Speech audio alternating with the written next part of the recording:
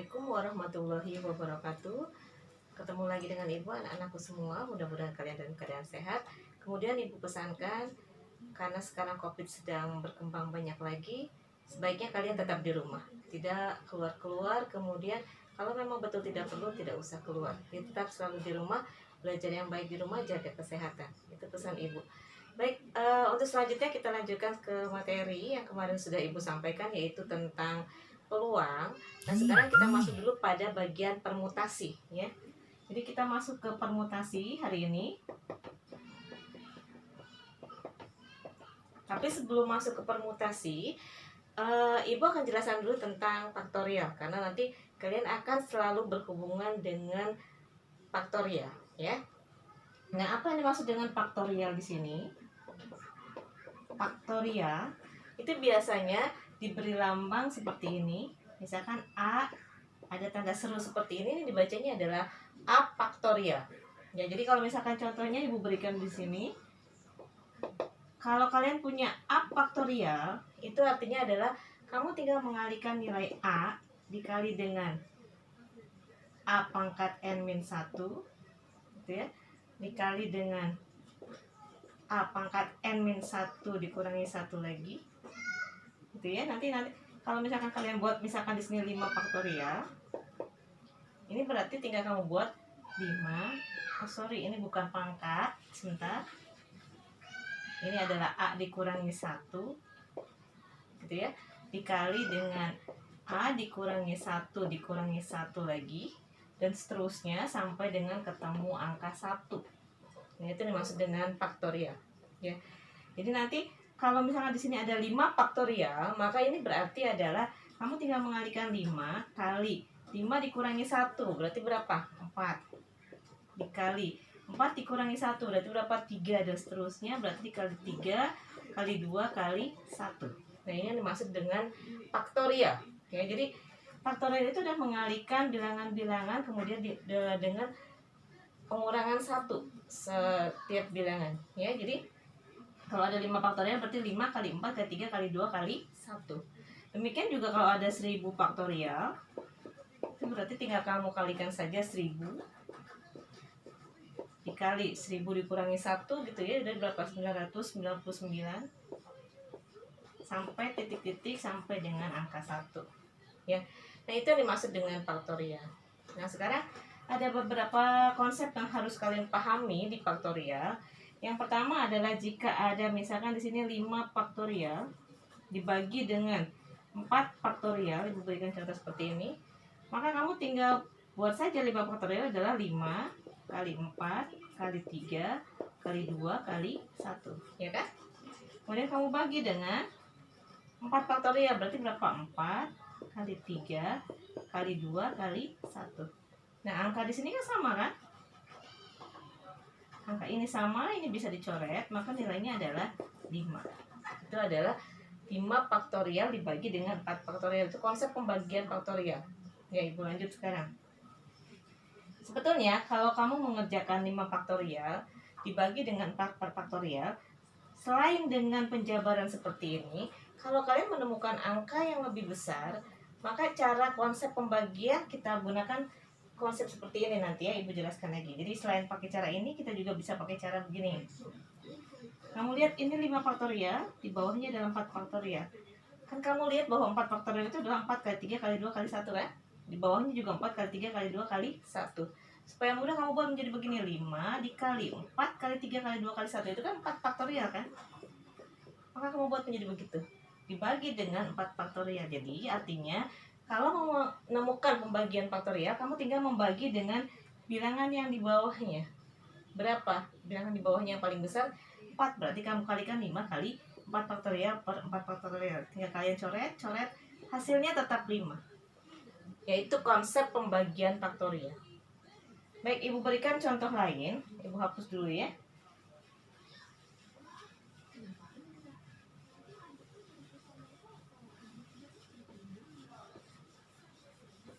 Kalau nanti bentuk pembagiannya tidak seperti tadi, misalkan di sini ada lagi begini. 5 faktorial dibagi dengan 3 faktorial kali 2 faktorial. Nah, pembagiannya seperti ini. Bagaimana ini Bu? Kalau tadi kan kamu tinggal di bawahnya, lihat ada berapa. Kalau di sini yang di bawahnya ada 2. Maka nanti kamu tuliskan 5 faktorial per, atau kali dulu nanti. 5 faktorial itu adalah 5 dikali. Harusnya kan 5 kali 4 kali 3 kali 2 kali 1 kan? Kalau ini adalah 5 dikali. Lihat dulu, faktorial yang paling besar yang di bawah berapa? 3 kan? Maka kamu buat 5 itu supaya sampai ke 3 faktorial. Berarti kamu kalikan 5 kali 4 kali 3 faktorial. Karena ini artinya sama, 5 kali 4 kali 3 faktorial itu adalah 5 kali 4 kali 3 faktorial, itu kan berarti 3 kali 2 kali 1. Ya. Maka ini kita bisa buat menjadi 5 kali 4 kali 3 faktorial per 3 faktorial. Baru yang duanya dijabarkan. 2 faktorial itu adalah 2 kali 1. 3 faktorial dengan 3 faktorial kamu bisa coretkan. Kemudian 4 bagi 2, kamu coret jadi 2. Jadi kita punya 5 kali 2 dibagi 1, berarti jawabannya 10. Nah, ini adalah konsep-konsep faktorial. Tolong pahami betul ini, karena nanti kalian jika belajar permutasi akan selalu berhubungan dengan faktorial. Baik kalian belajar permutasi maupun kombinasi, itu pasti kalian akan selalu belajar tentang faktorial. Ya. Nah, di sini sebelum Ibu menjelaskan apa sih itu permutasi, jadi di peluang itu ada 2 yang harus kalian pelajari, yaitu permutasi dan kombinasi. Tolong pahami betul penjelasan Ibu. Kalau permutasi itu bedanya dia selalu mengenal tahapan atau tingkatan.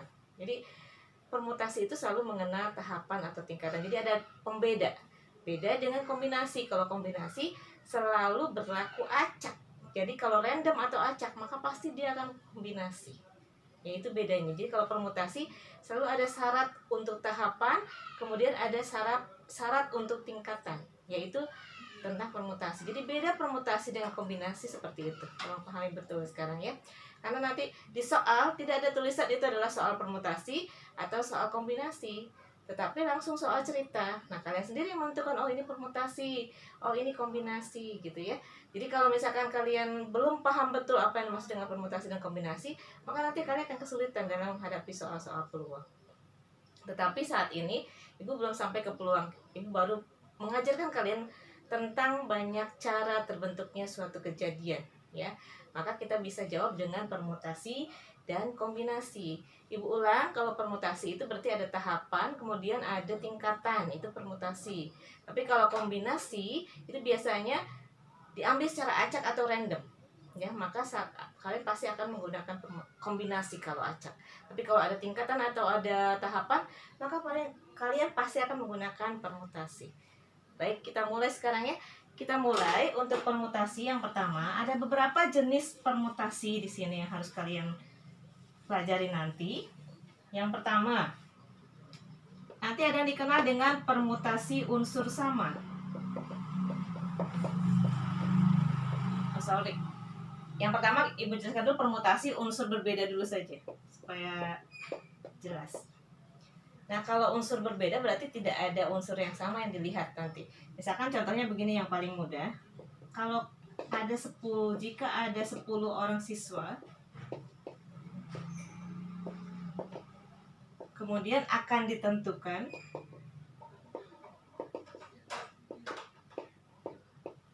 juara 1, 2, dan 3. Nah, ini yang dimaksud dengan tingkatan. Jadi selalu ada pembeda. Kalau juara 1, 2, 3 pasti kan ada kriteria beda kan? Maka ini pasti akan digunakan permutasi. Tapi kalau misalkan dari 10 orang akan diambil 3 orang secara acak, maka pasti kalian akan menggunakan kombinasi. Tapi kalau ini jika ada 10 orang siswa akan ditentukan juara 1, 2, dan 3 pada suatu kejuaraan misalkan. Nah, ini karena ada syarat. Juara 1, 2, 3 kan pasti ada syarat. Juara 1 itu pastinya nilainya paling besar. Juara 2 nilai terbesar kedua. Juara 3 misalkan nilai terbesar ketiga. Maka itu ada syaratnya. Maka pasti kalian untuk mengerjakan soal seperti ini gunakanlah permutasi. Nah, di mana nanti kamu tuliskan, biasanya permutasi dilambangkan seperti ini, P, N, R. Kadang-kadang terbalik juga tidak masalah. N adalah jumlah keseluruhan. Jumlah seluruhnya. Nah, kalau R ini adalah jumlah sampel yang diambil sesuai yang diminta. Jadi kalau misalkan ada 10 orang, maka dituliskan P di sini, N-nya pasti dia 10 karena ada tersedia 10 orang. Kemudian R-nya berapa? R-nya kita lihat dari soal akan ditentukan juara 1, 2, dan 3. Maka R-nya pasti 3 di sini. Kemudian pertanyaannya, tentukan banyaknya cara misalkan. Tentukan banyak cara tersusunnya juara tersebut gitu ya.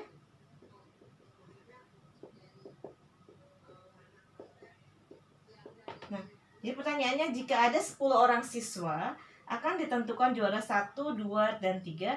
Tentukan banyaknya cara tersusunnya juara-juara tersebut. Ya. Nah, maka nanti kita tinggal tuliskan Bu, bagaimana kalau ada P, N, R seperti ini. Konsepnya begini.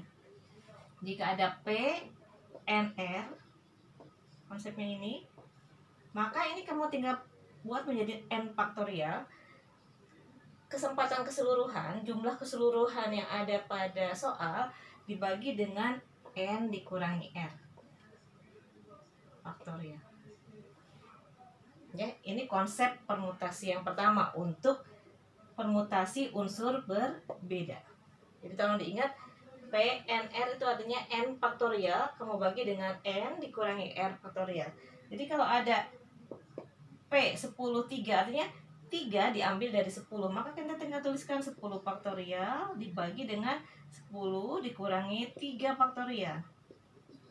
Maka kita punya 10 faktorial per 7 faktorial. Bisa?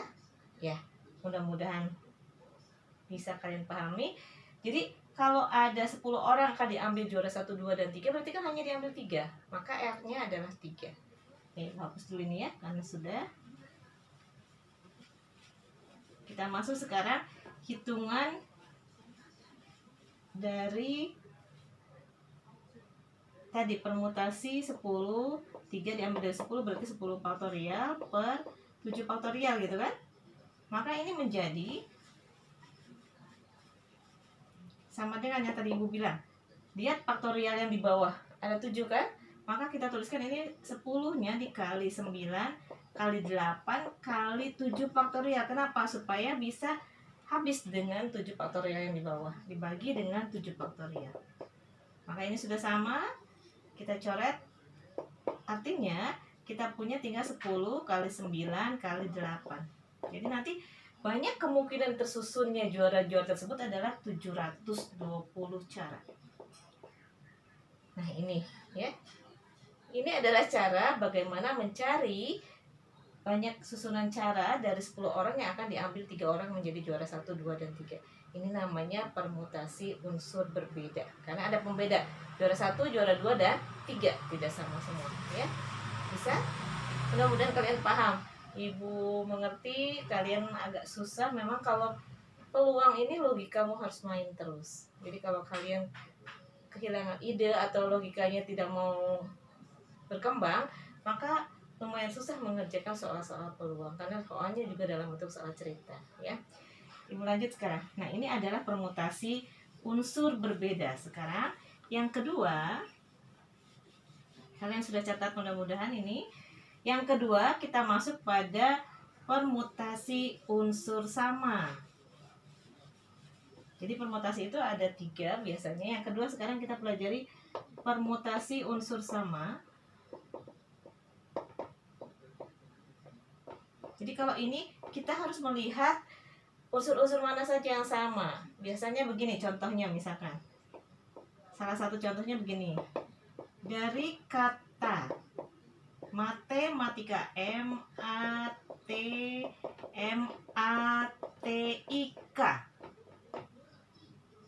Kemudian berapa susunan kata? Misalkan pertanyaannya gitu ya, berapa susunan kata yang dapat disusun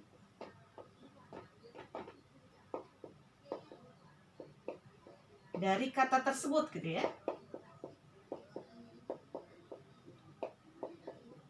Nah, jadi nanti kata matematika bisa kita susun menjadi misalkan akit tametam gitu, bisa begitu. Kemudian bisa juga matika tema, bisa juga begitu ya. Nah, ada berapa kata yang bisa disusun dari sini kita lihat dulu sekarang. Sama, pakai permutasi. Kemudian di sini n-nya dituliskan n, tetapi karena dia permutasi unsur sama, ini tuliskan R1, R2, R3, dan seterusnya kalau yang samanya ada lebih dari 3. Nah, ini biasanya dicari dengan menggunakan rumus n faktorial dibagi dengan R1 faktorial dikali R2 faktorial dan seterusnya R3 faktorial kalau ada 3. Nah, n-nya mana, r-nya mana? Kalau ini kita lihat begini.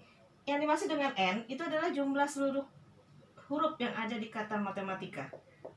Menghitung 1, 2, 3, 4, 5, 6, 7, 8, 9, 10. Kita ulang 1, 2, 3, 4, 5, 6, 7, 8, 9, 10. Maka n-nya ada 10. Jadi kita tuliskan di sini P10. Nah, yang dimaksud dengan R itu R1 adalah, lihat huruf yang sama. Ada tidak huruf yang sama di kata matematika? Kita lihat ada kan? M ada 2 dituliskan, ada M jumlahnya 2. Kemudian masih ada yang sama, kita lihat sekarang yang lain. T ada 2 juga, R2 berarti. T ada 2. Kemudian ada lagi, masih ada A ya, R3-nya misalkan A-nya ada 3. Ada lagi sekarang M2, jadi M ada 2 berarti dia ada yang sama. A3 kemudian T-nya 2. Yang lain nggak ada lagi kan? Maka kita punya R1, R2, dan R3. Bagaimana kalau yang samanya hanya 1 ya? Berarti R1 saja. Kalau yang samanya ada 2 berarti R1 dan R2. Nah, sekarang kita masukkan ini berarti N-nya 10. R1 ini tadi berapa? 2, R2-nya 2, R3-nya 3. Maka nanti cara mengerjakannya, di sini 10 faktorial dibagi dengan 2 faktorial dikali 2 faktorial dikali 3 faktorial. Jadi tergantung yang samanya ada berapa. R-nya tergantung di soal yang samanya ada berapa. Bisa juga begini, misalkan di satu rak buku, ada buku matematika ditumpuk 5, kemudian 7 buku fisika, kemudian 2 buku kimia. Maka nanti kamu lihat yang samanya berapa. Yang matematika itu berarti sama dengan matematika, fisika dengan fisika, kimia dengan kimia. Itu maksudnya. Ya. Nah, sekarang kita cari cara mengerjakannya. 10 faktorial dibagi 2 faktorial dikali 2 faktorial dikali 3 faktorial. Ini untuk permutasi unsur sama.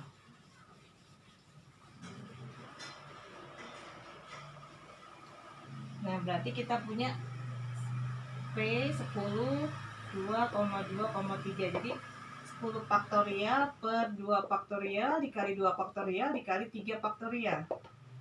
Tetap sama, lihat faktorial yang paling besar. Di sini 3, berarti kita tuliskan 10 kali 9 kali 8 kali 7 kali 6 kali 5 kali 4 kali 3 faktorial.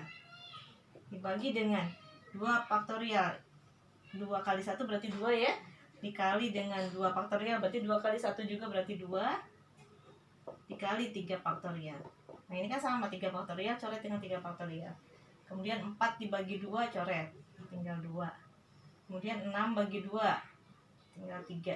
Maka nanti hasilnya tinggal 10 kali 9 kali 8 kali 7 kali 3 kali 5 kali 2. Nah, tinggal kalian hitung berapa nilainya. Nah, ini silahkan kerjakan sendiri. Hitung berapa 10 kali 9 kali 8 kali 7 kali 3 kali 5 kali 2. Nah, ini yang dimaksud dengan permutasi unsur sama. Jadi kalian cek dulu R-nya berapa yang sama, baru kalian kerjakan menggunakan rumus P, N, R1, R2, R3. Gitu ya. Oke, Ibu lanjutkan sekarang. Nah, kalau yang kedua tadi adalah permutasi unsur sama, maka yang ketiga di sini ini ada yang disebut dengan permutasi siklis. Kalau siklis itu artinya dia selalu membentuk lingkaran. Jadi kalau di soal selalu ada kata-kata lingkaran dan selalu membentuk lingkaran, maka pasti itu langsung permutasi siklis. Biasanya dituliskan permutasi siklis itu adalah N dikurangi 1 faktorial. Jadi berapa jumlah anggotanya tinggal mengurangi 1 faktorial. Tetapi di sini banyak juga aplikasinya. Kadang-kadang misalkan si A dan si B-nya duduknya selalu berbarengan, yang lain misalkan menyebar membentuk lingkaran, kadang-kadang begitu. Jadi logika juga harus tetap main di sini ya. Jadi misalkan 5 orang contohnya. 5 orang duduk melingkar,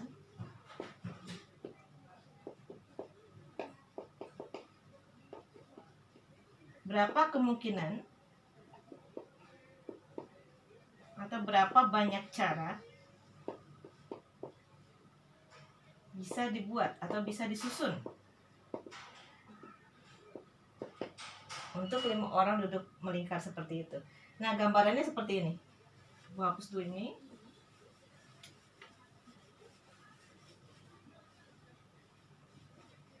Kalau ada 5 orang, A, B, C, D, E duduk melingkar.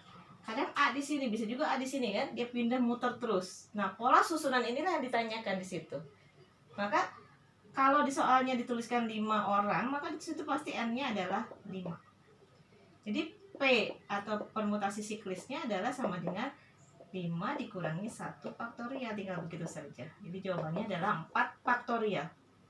Maka permutasi siklisnya sama dengan berapa 4 faktorial? 4 faktorial adalah 4 kali 3 kali 2 kali 1. Ya, kamu kalikan, jadi jawabannya 24 cara. Jadi dia muter-muter, si A, B, C, D, E ini muter-muter posisinya. Itu kalau kita hitung ada 24 cara. Kalau kalian mau membuktikan, silakan membuktikan. 5 orang duduk melingkar, pindah-pindah terus, itu dia dengan susunan berbeda, pasti akan ada 24 cara. Ya. Nah, ini yang dimaksud dengan permutasi untuk mencari banyak cara tersusun dari suatu soal. Ya, jadi ibu ulang, permutasi itu ada 3, permutasi unsur berbeda, permutasi unsur sama, dan permutasi siklis. Contoh-contoh yang lain mungkin nanti kalian bisa googling, atau kalian bisa lihat modul, bisa lihat juga e-books ya yang ada di internet yang sudah ibu berikan di GC, ibu juga silakan dibaca. Jadi untuk permutasi ini adalah pelajaran yang akan kalian pelajari dari mulai faktorial dulu, kemudian permutasi, 3 macam permutasi. Ini baru sampai bagaimana banyaknya cara tersusun suatu kejadian, ya, belum sampai ke peluangnya. Nanti untuk soal-soal latihan kalian bisa lihat di GC ibu, silakan dikerjakan, dan jangan lupa tetap sehat, tetap jaga kesehatan, pesan ibu itu satu. Tidak usah keliling-keliling atau kemana-mana kalau kalian tidak perlu untuk keluar. Ya, selalu bahagia. Ibu cukupkan sampai di sini. Assalamualaikum warahmatullahi wabarakatuh.